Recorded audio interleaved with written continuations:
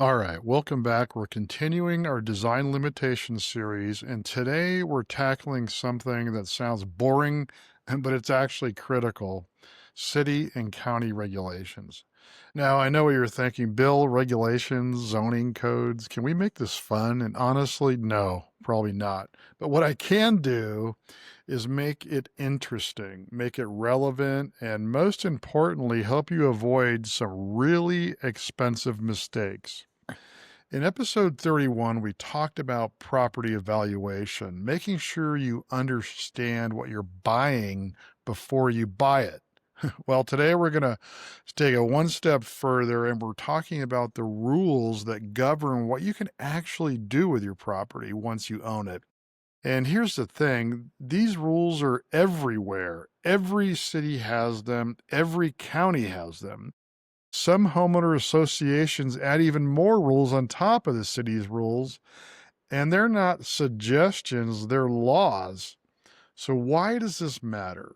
Let me paint you a picture. You buy your dream lot, you hire an architect, you spend months designing your perfect home, you're excited, you're ready to go, and then your architect submits to the city for approval and denied. Why?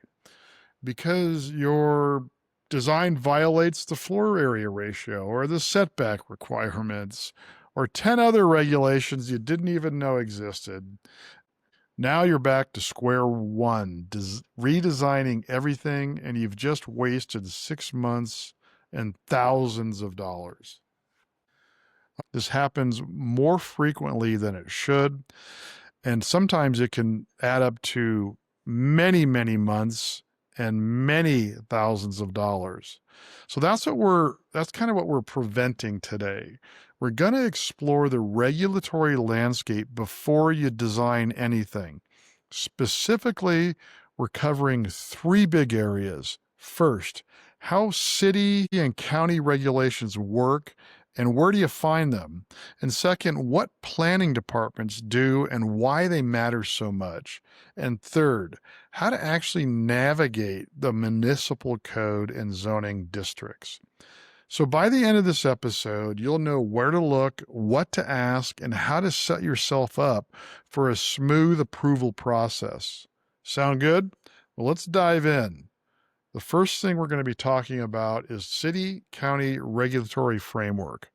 All right, let's start with the basics. When it comes to building or remodeling a home, you're not just dealing with your architect and your contractor, you're dealing with the government entities that have the power to approve or deny your entire project.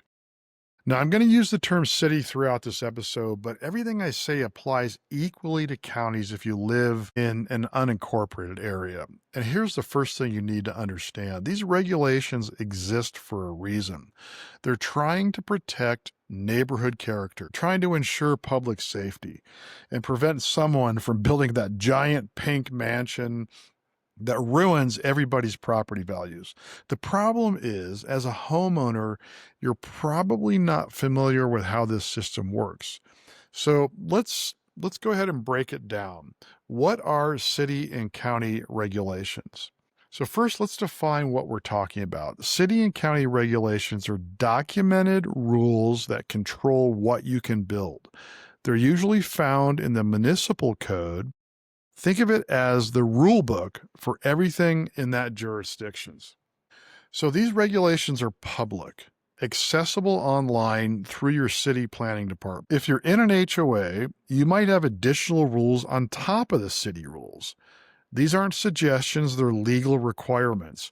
And every city is different. You cannot assume rules from one city apply to another. So I've got a short story for you that happened to me on a project. In the city of San Jose, California, we had a demolition of an existing home project and the construction of a new home in a small, compacted urban area near the downtown San Jose called the Willow Glen area of San Jose. We did our due diligence. My design team went in and met with the planning department, spoke with the building department to understand what the design criteria was. So we proceeded to actually design the project and went in and talked to the city about our design, showed them our design, and got kind of a preliminary unofficial approval. We went back, completed the design, submitted to the city, and sure enough, we had two things blindside us. One of them was the parking regulations, and one of them was what they call an overlay set of rules, I'll call it, over the typical municipal code planning department rules. The first thing was the parking. We originally wanted to have just a one-car garage, covered parking, like many of the homes had in the area. Well, we were given the approval to do that informally by talking to a planner.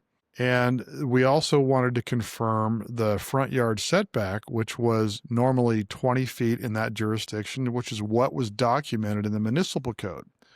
Well, after we completed the design and submitted the project to the planning department and the building department to issue a building permit, we got blindsided because they then required 2 covered parking spaces, and the front yard setback wasn't 20 feet. It was actually 25 feet to the roof overhang, which meant in effect, it made it about 27 feet instead of 20 feet, which is normally from the front property line to the front of the building, not the overhang.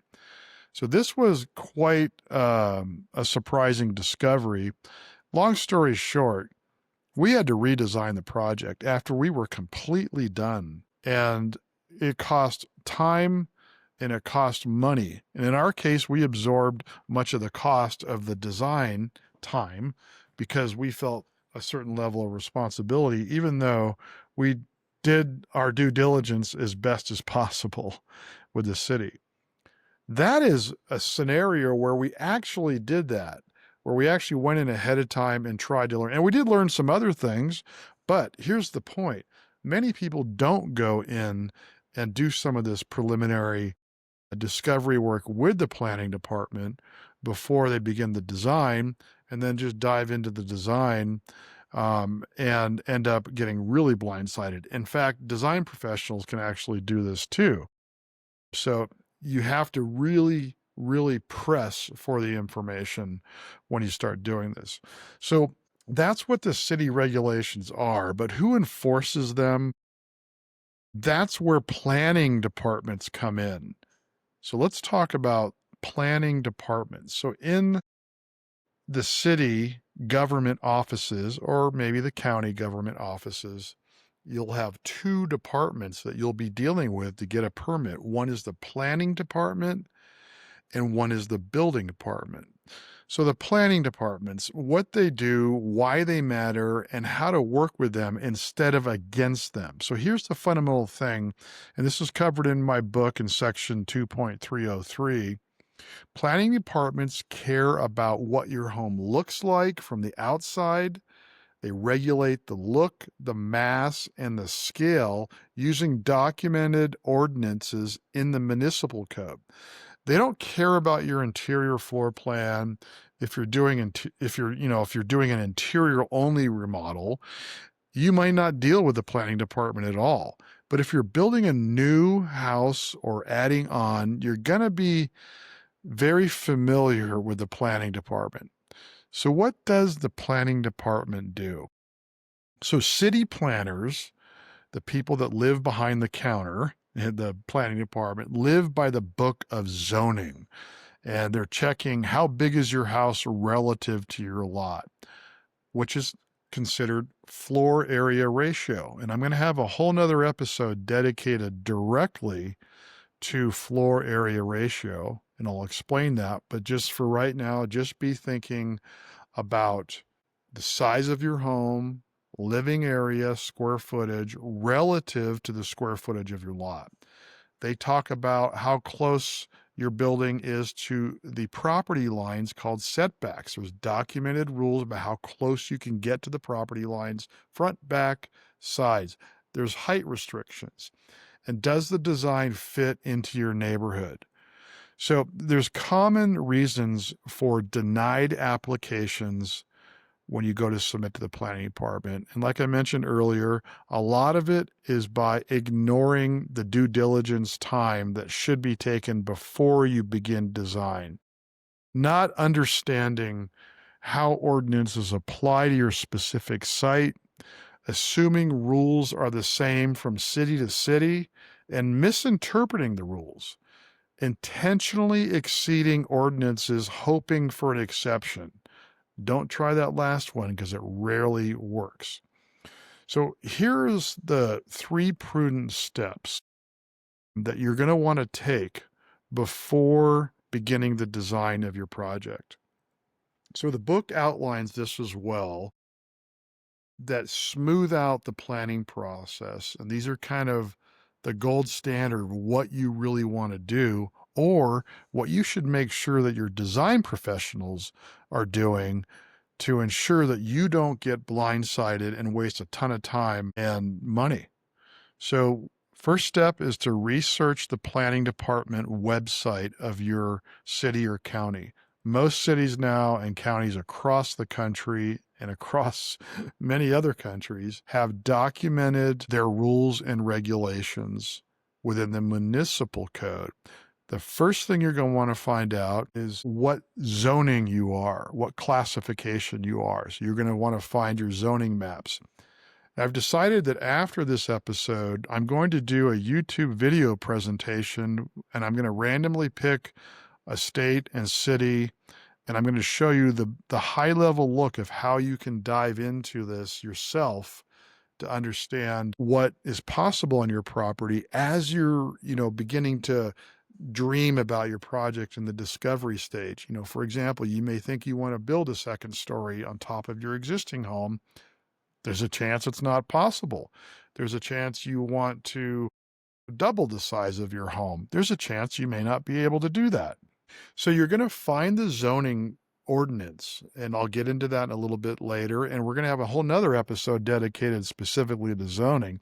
But zoning is how cities classify your particular lot and your neighborhood. And it's usually based on property size. So you'll locate the relevant municipal code sections based on your zoning. So for example, you might be zoned R, meaning residential, dash 10,000, we'll call it, which means your lot is probably up to 10,000 square feet. And then we'll note the application requirements, and then you'll write down questions that are confusing you when you start reading the municipal code. So that is the first step, is to research the planning department website, figure out what your zoning is for your property by looking at the zoning maps, and then relate that to the municipal code. So you'll look up your R10,000 lot, for example, and it will tell you what the setbacks are, what the height restrictions are, what the floor area ratios are allowed on your property, to give you kind of the high level look. And then step 2 is you will schedule a pre-design meeting with a planner at the planning department. Now, if you've hired an architect or a residential designer to actually handle the design of your project, these are the steps that most design professionals take before they actually begin design. If you are wanting to do some early stage preliminary work, this is what you're going to want to do. And it's good for you to do that because you'll understand what the criteria is, and then you'll be able to compare that to what's being discussed with your architect and designer and what's being proposed in your design to make sure that it conforms so that you don't end up going down some garden path that is not going to turn out. So this is the most important step that a design professional or a homeowner can take to make sure that they understand what the possibilities are and see if they align with your early discovery stages that we talked about in probably podcast episode 2. And that's the idea, is to sit down with a planner and confirm, what zoning district am I in? Are there neighborhood specific restrictions beyond the standard code? I learned this the hard way because there are a lot of neighborhoods that have, sometimes they call them overlays, meaning there's a whole nother set of rules on top of the baseline rules. So are there other neighborhood specific restrictions beyond the standard code? Ask the question like, how do I calculate my floor area ratio for my property? Now, not all properties have floor area ratio restrictions. If you're in a really large parcel, it's probably not even relevant. But if you're in a typical city or suburban lot, you're probably going to have some kind of restriction. What are my setback requirements? Are there any height restrictions? Are 2 stories allowed on my property? These are the very basic questions that you can ask. And then a critical question, is there anything specific to my site outside the code's bounds that could affect my project? That's how you would word that one question.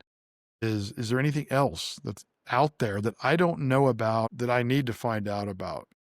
When you're at the planning department and sitting in front of a counter, get the business cards from the planner and maybe their supervisor. So you usually have what's called associate planners. Those would be like junior level planners. And then you have the head of the planning department or their supervisor. Get those cards. Make sure you take note of who you spoke with, when, the information that you covered, record the date and time that you had that meeting, and note down which municipal code sections they reference. And then take detailed notes and follow up with an email to kind of document or at least take notes for yourself so that you can remember. And the reason I'm emphasizing this is because it's not uncommon to go into a planning department 2 different times, asking them the same questions and get 2 different answers. It happens all the time. So I hate to say it, but if you're dealing with an associate planner and you ask a question like, how many square feet am I allowed on my property? If you don't see them referencing the code, don't believe them. Ask them, could you show me the code where that says that? So that you know that you've empowered yourself, you've enlightened and empowered yourself to protect your design. There's my 3 missions there. So just keep in mind, a visit to the planning department is only as good as the person you meet with. And then there's a hierarchy there that you need to pay attention to. So the next thing you're going to want to do, once you've designed, but before your formal submittal, show your plans informally. This lets them flag issues before you pay application fees. Now, keep one thing in mind as we're discussing this. If you're designing a new custom home or a substantial remodel, the first thing you do is gain planning approval. The second thing you do is gain building department approval. So building department's all about the structure and the safety. Planning department is all about conforming to the bigger picture rules and regulations, mass and scale, setbacks, some cities, colors and materials, believe it or not. But the building department won't usually look at your project, if it's that type of project, until the planning department has provided approval for the process. So that's why going back into the planning department probably months later and then presenting your preliminary design or your schematic level design, like we've spoke about in previous episodes, which is design step 1. Your architect has conceptualized a design based on the criteria that you had as a homeowner and your dreams and visions and discovery ideas that you had. And hopefully they've balanced the solutions with what the city and county regulations are. And that's probably one of the basic questions you're going to want to ask as they present that design to you is, by the way, does this meet all the regulations of the city? And if you get a long pause or they start looking down at their feet, you know you might have a problem in the future. So ask that question. These 3 steps are kind of your insurance policy.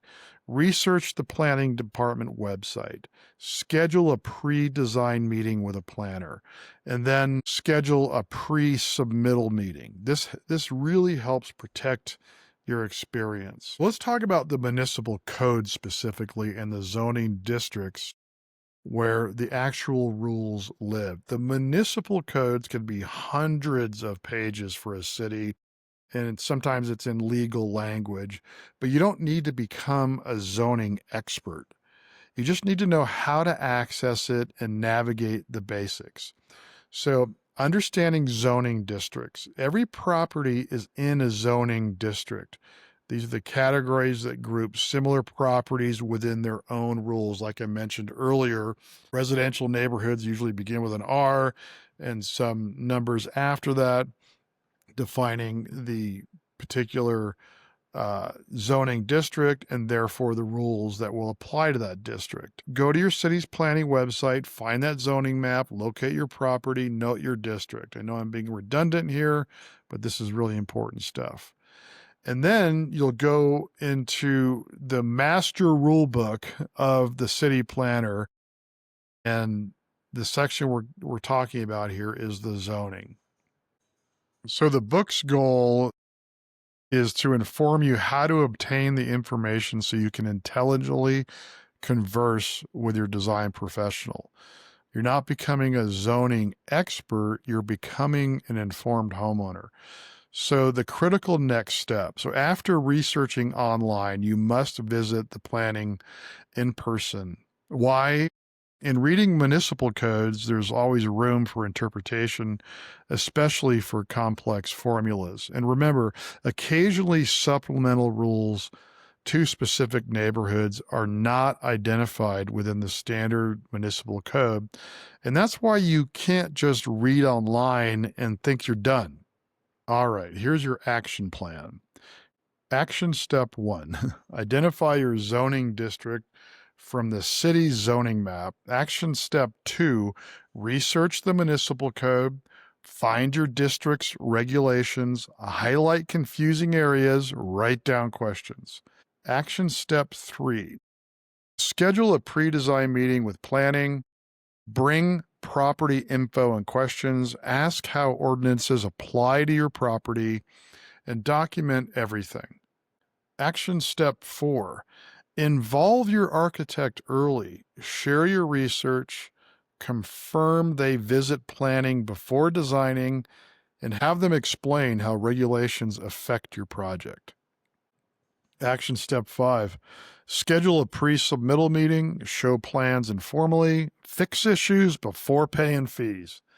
Do these 5 things and you'll be way ahead of most homeowners. So here's what we covered. The cities regulate what you can build through municipal codes organized by zoning districts. Planning departments enforce these rules. Your action plan: research zoning, read the code, meet with planning before designing, document everything, and do pre-submittal review. So the big takeaway: never assume you know the rules.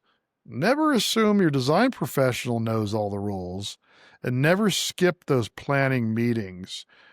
The time up front can save you really thousands. So everything we covered and way more detail is in section 2.302 through 2.304 of my book, The Awakened Homeowner. And as examples, illustrations of zoning maps and municipal codes and stories from 35 years. And you can visit theawakenedhomeowner.com for, those resources in the show notes. So we've just scratched the surface of design limitations in the upcoming episodes. We're going to be diving into floor area ratio, how cities can limit the size of your home, setbacks, height restrictions, how much of the lot you can actually cover with buildings, so the next episode is going to be more details about zoning ordinances and floor area ratio. So I don't want you to miss it. Now, I've decided to do a little supplemental separate episode, and it'll be a YouTube video of me showing you how to navigate some of these things I've been going on and on about. And when it comes to diving into a particular city's municipal code and finding the right zonings on a subject piece of property. So I invite you to look for that next episode And it won't be a podcast episode, it will be a YouTube video that I'll be posting that you can go to and look. And remember, a lot of these podcast episodes are also uploaded to YouTube if you're not listening there. And you can also watch there. Most of this is all about audio. But as we get deeper and deeper into the mission of the Awakened Homeowner, it's probably going to be a little bit more YouTube video presentation as well. So if this really helped you learn the basics of some proper planning techniques to protect you, I would really love to see any kind of review, even if it's negative, even if you want me to cover different things or handle a different way. But hopefully I'm helping. I mean, you can leave a review on the Apple Podcast or Spotify or wherever you're listening to this. And if you know of anybody that's planning a project, please share this with anybody planning a project, especially in the early stages. This is exactly what they need to hear before making costly mistakes. All right, that's it for today. Remember, enlighten, empower, protect. Understanding the rules before you design projects protects you from expensive surprises.